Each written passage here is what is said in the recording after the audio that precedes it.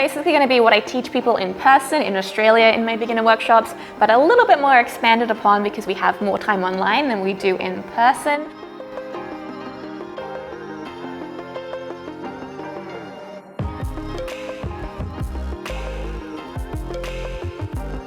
Basically, we want to be able to share photos with other class members, we want to be able to get feedback on our work, do live video sessions, make it really interactive.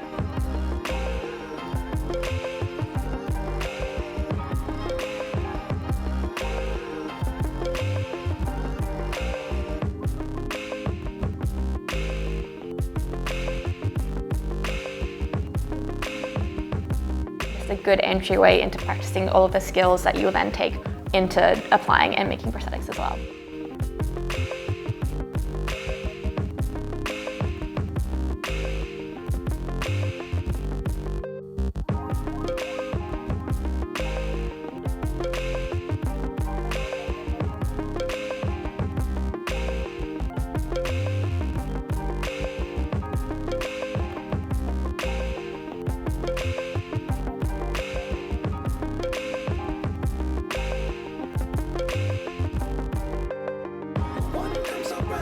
Today, they don't see things the same.